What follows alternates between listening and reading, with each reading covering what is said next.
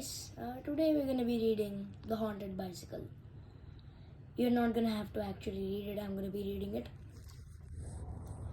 The Haunted Bicycle by Ruskin Bond.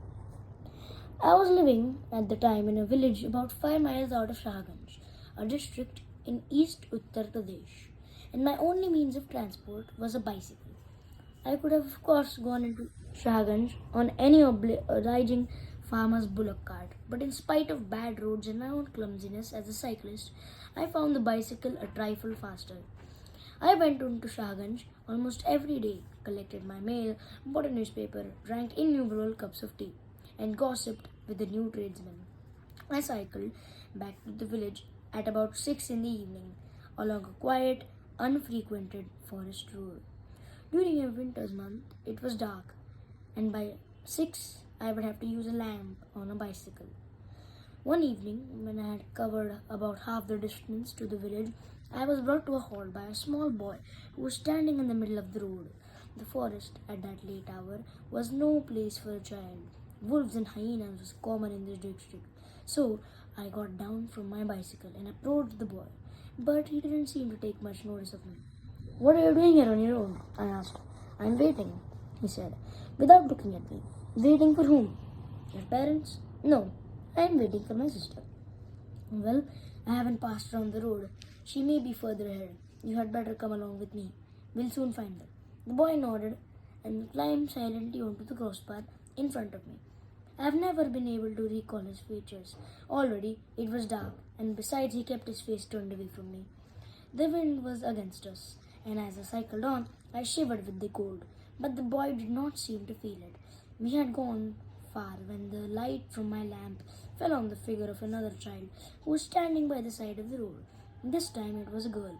She was a little older than a boy, and her hair was long and windswept, hiding most of her face. "Here's your sister," I said. "Let's take her along with us." The girl did not respond to my smile, and she did not do more than nod seriously to the boy, but she climbed up on my back carrier and allowed me to pedal off again. The replies to my friendly questions were almost monosyllabic. And Monosyllabic is syllabic. pardon me. The new meme of the day, monosyllabic. Okay. And I gathered that they were wary of strangers. Well, when I got to the village, I would hand them over to the headman, and he could locate their parents. The road was level, but as I felt though I was cycling, the road was level, but I felt as though I was cycling uphill. And then I noticed that the boy's head was much closer to my face, and that the girl's breathing was loud and heavy, almost as though she was doing the riding herself. Despite the cold wind, I began to feel hot and suffocated. "I think we'd better take a rest," I suggested. "No!" cried the boy and girl together. "No rest!" I was so surprised that I rode out without any argument, and just then I was thinking of ignoring their demand and stopping. I noticed that the boy's hands, which were resting on my handlebar, had grown long, black, and hairy.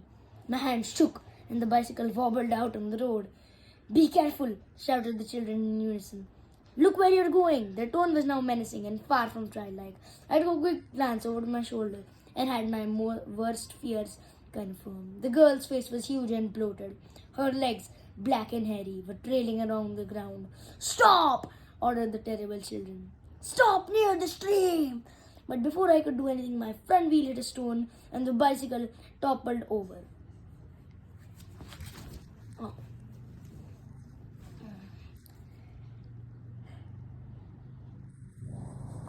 As I sprawled in the dust, I felt something hard, like a hoof hit me, on the back of the head, and there I was, in total darkness.